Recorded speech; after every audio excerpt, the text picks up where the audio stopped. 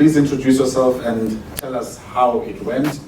Thank you so much for the opportunity. Like he has mentioned, I am Siphokazi Gambushe, all the way from the Eastern Cape province, from a very small town of Lusikisiki in the OR Tambo Coastal District. You know what? YCAP is very close, guys, to my heart.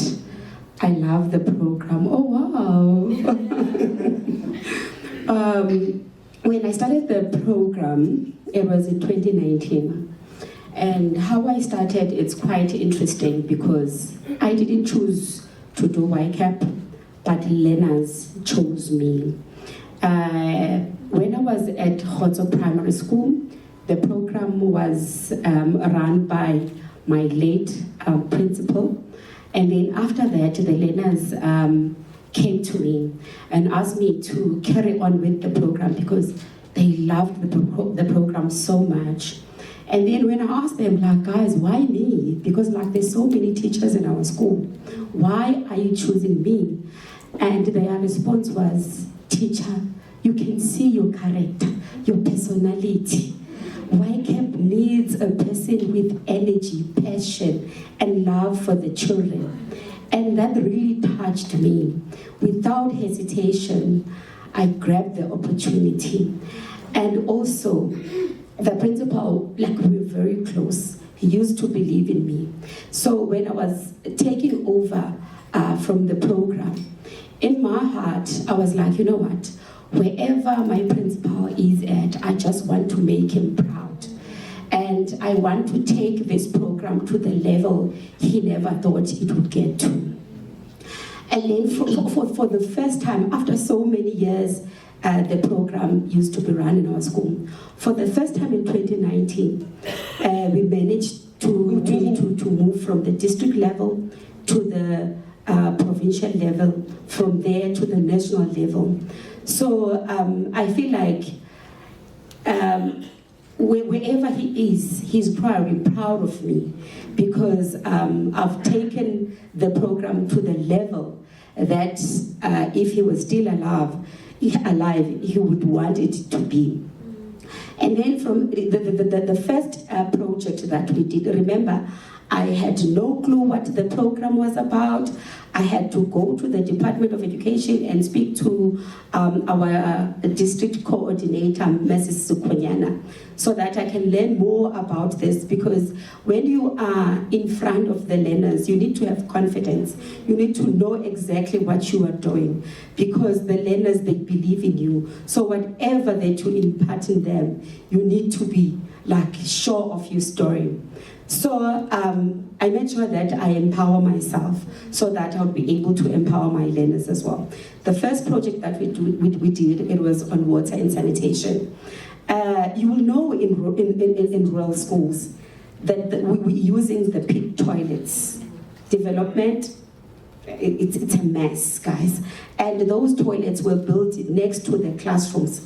It was hard for the teachers to teach effectively, hard for the learners to learn properly as well. The teaching and learning was affected. So the learners came up with that idea of transforming the toilets. They've partnered with the local municipality and did a whole lot in trying to improve the condition of our toilets. As a result, ever since then, the local municipality, the Ingquza Hill local municipality, had pledged to always go for drainage, so that the smell and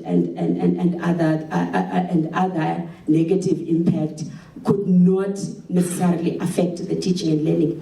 And you will remember that with YCAP, the aim here is to improve the teaching and learning, to improve the results. And you will understand that our education system is not, I don't know which word to use, but it's not good, guys.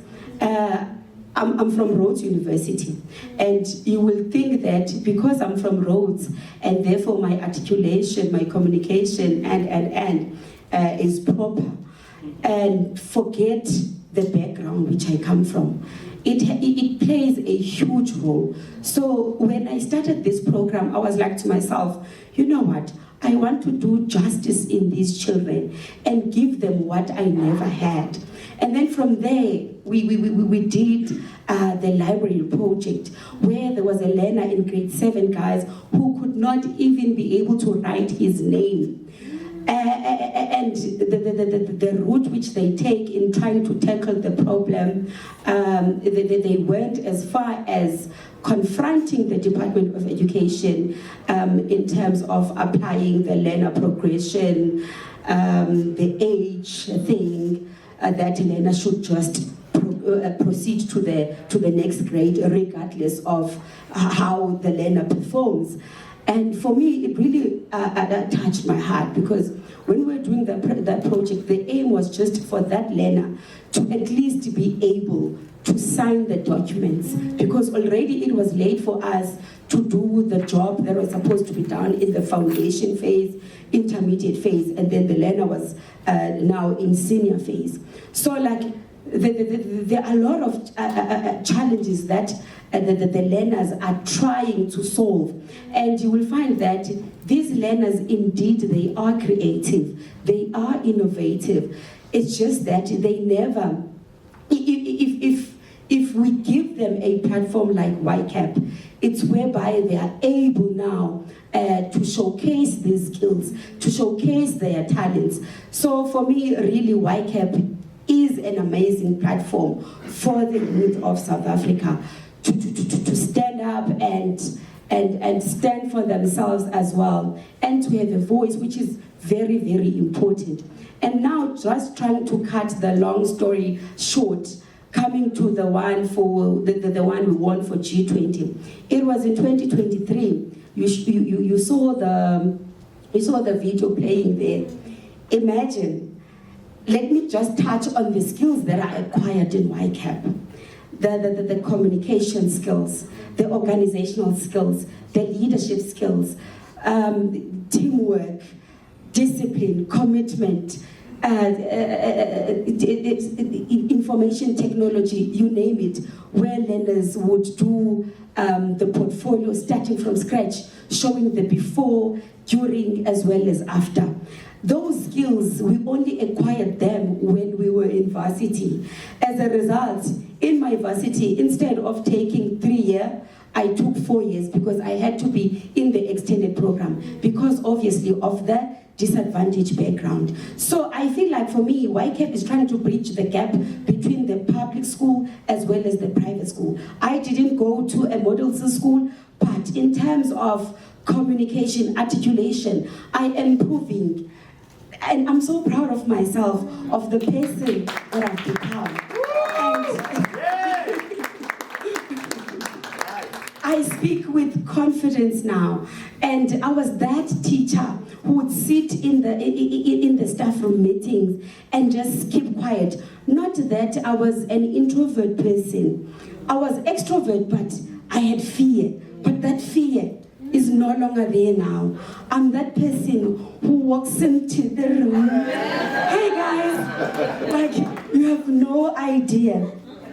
And then with the, let me go back to the G20. I used to teach at Siphokazi.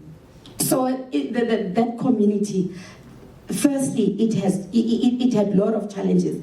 The one that is a major one was the unemployment, poor society, lack of resources, you name it. And when we tackled the issue of access to clean water, it was because it was affecting our learners. Every day they would ask to go to the clinic because they had diarrhea. And then later I realized, man, these people, they don't even have tanks. They are depending on that river where they dump the diapers. Even the animals would go and drink from where people are drinking. I mean, for me, I was really concerned about the dignity of the people. So I was like to my learners, guys, let's tackle this issue. And I just knew from the beginning that it would make up to national level. I knew from the beginning that at the national level, we are going to get position 1. Why? it was because of its impact and also how it moved the entire community, not just the learners, but the entire community was moved by our movement. It really touched my heart. I remember when we went for the first time, the entire community was so happy. They just joined us.